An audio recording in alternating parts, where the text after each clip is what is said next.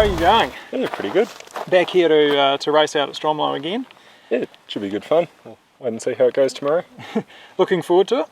Yeah, kinda. This was a bit apprehensive before the race, but yeah, it's pretty exciting to race out at Stromlo, and now I've been living up at Canberra. It's a lot easier being a local up here and getting out to the course. Yeah. You've ridden a lap of the course yet? I did a few last week and the week before, so yeah, know it reasonably well. And yeah. We'll see how do you feel about it? I was sort of talking to Ed McDonald a little bit earlier on, who was saying it's going to be a pretty sorting course. There's a pretty solid climb on the back half and a couple of technical sections. How are you feeling about it? There's some bits I love. That climb's obviously going to sort everyone out, and imagine particularly towards the end of the race you'll be doing well if you ride it every lap. Yeah. Steep or just a bit of a grovel? It's a bit of a grovel. I reckon I'll definitely be using the lowest gear by the end of the race to get up there, but no, it's good to have some fire road thrown in to split up the race and keep it interesting, and also a good spot to get some food in during the race. Yeah, I certainly used to notice years ago it was really important to have some stretches of I preferred flat or gently climbing just to eat. Yeah, I definitely would have preferred gently climbing rather than the climb that's been chosen, but you have to work with what you got, so no, it should be a good course and definitely a tough one to prove who's the strongest tomorrow.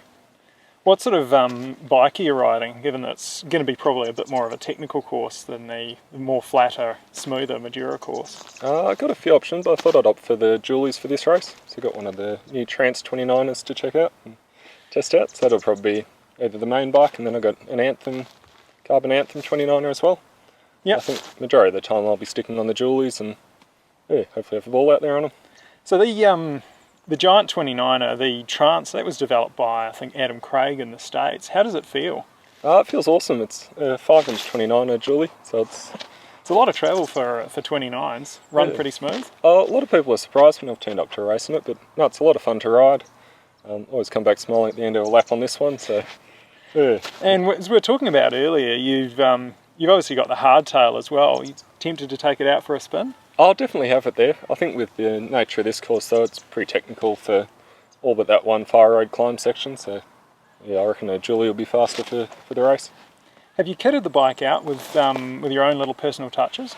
A little bit. I've put foam grips on all the bikes, but really they're pretty much stock. I put some solid tubeless tyres on them.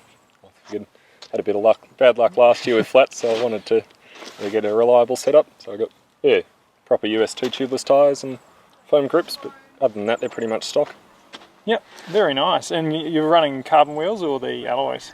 I got carbon wheels on 2 of the bikes. Okay. Giant's carbon wheels, which are very stiff and very light. So they were, I think, developed largely with DT Swiss.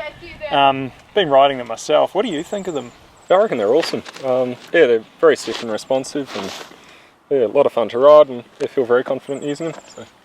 I've certainly hit some things mighty hard and been astounded how stiff they are, and also how damage resistant, which given how tough this course is going to be, it's probably a good thing. Yeah, no, they track awesome, and couldn't get a better set, so should be good.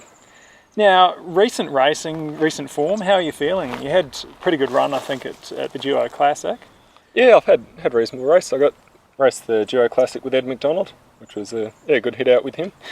We seem to be a pretty similar match for that entire race for the 50k, so I reckon it might be a pretty similar race tomorrow, hitting it out with him.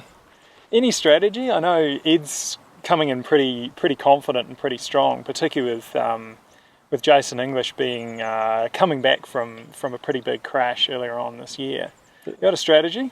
No, I'm not too sure. I always say I ride conservatively and smart, and that's always the sensible way to race a 24, but once you get on the start line, it's always excited just to take off and see what happens. Do you use a heart rate monitor for the first period of the race?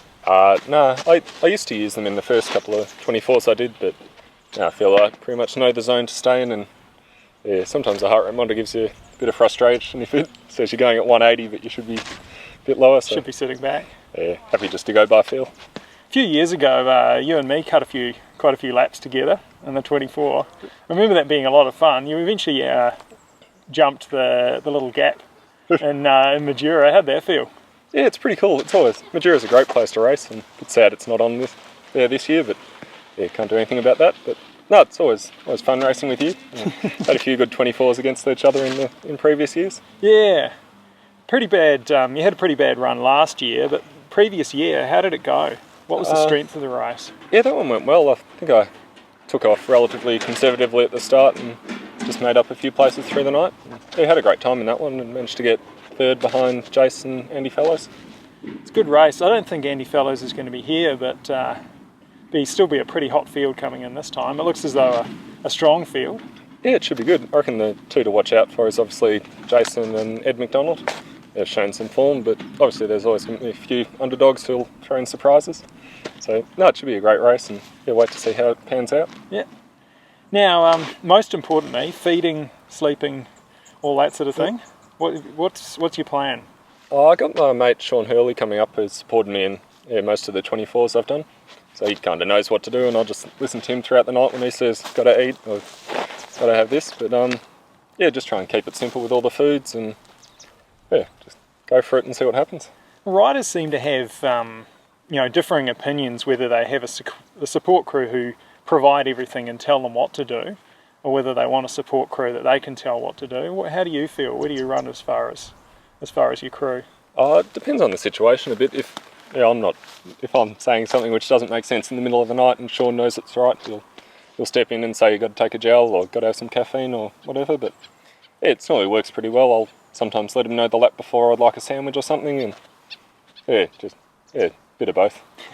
I had a chat to Gary James, who races essentially on gels for the entire race. How do you feel about that as a strategy? No, for me personally that doesn't work, and I think I'd get a bit sick of it, but I know a few people have done that and been very successful doing that.